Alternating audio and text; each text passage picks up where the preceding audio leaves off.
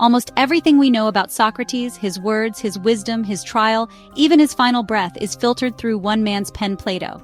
The dialogues, the parables, the philosophical mic drops, all written decades after Socrates' death. But here's the dark twist no one wants to say out loud. What if Plato lied? What if the man we worship, the fearless truth-teller, the martyr for reason, was Plato's invention all along? Not a biography, but a myth, built to serve a bigger agenda. He never wrote a single line, not a scroll, not a word, no diary, no philosophy lectures. What we have instead are Plato's elaborate dialogues, where he always seems to be the smartest man in the room. He never loses a debate. He never stumbles. He speaks in flawless logic, predicting ethical theories, political critiques, and even metaphysical systems that, coincidentally, line up perfectly with Plato's own ideas. Convenient? More than a little. Especially when you realize Plato was only 28 years old when he was sentenced to death. Young enough to grieve, old enough to rewrite the narrative. Let's get this straight. The man was real. But the icon, the man who spoke like a god, lived like a sage, and died like a saint, that's a product of literary construction. Plato didn't just preserve thought, he weaponized it. Look at the Apology. Plato frames him as a prophetic voice guided by a divine inner voice, a daimonion, who calmly accepts death rather than compromise his truth. But other accounts, like those by Xenophon, tell a very different story. In Memorabilia, he is practical, not mystical. Humble, not transcendent. There's no talk of eternal forms, divine missions, or metaphysical sacrifices. Just a clever, moral guy who liked to challenge people's assumptions. So who's telling the truth? Or better yet, who had more to gain by bending it? After his death, Plato was shattered, not just emotionally but ideologically. He blamed Athenian democracy for killing his mentor. The same democracy that condemned him for corrupting the youth and mocking the gods became Plato's favorite punching bag. So he began constructing an alternative reality, a utopia led not by common voters, but by philosopher kings, chosen for their wisdom and discipline. But how do you justify a radical political system that spits in the face of Athens itself?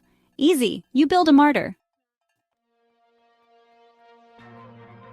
Plato elevated him into a symbol of purity, a divine voice in a corrupt world.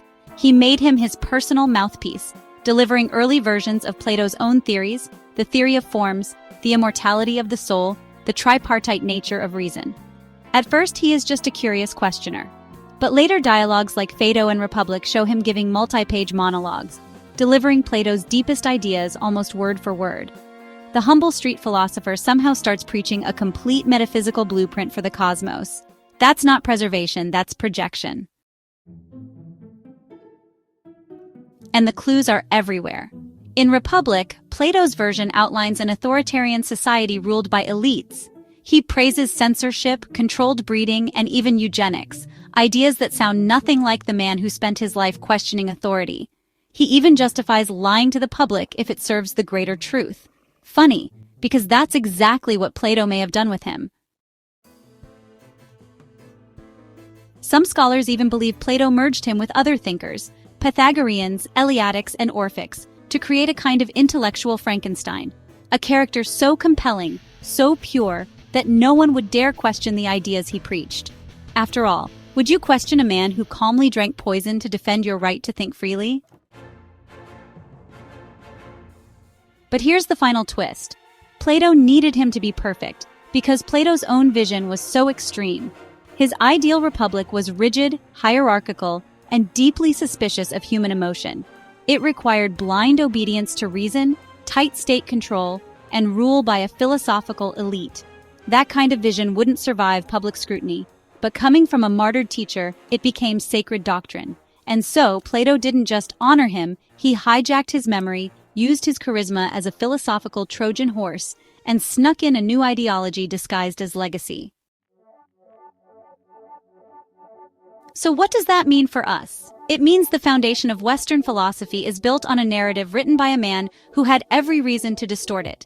His martyrdom may have been real, but the myth surrounding him, that was sculpted, sharpened, and dressed in glory by someone who was writing more than truth. He was writing scripture. He was real. But the man we know? He's Plato's ghost in a philosopher's robe.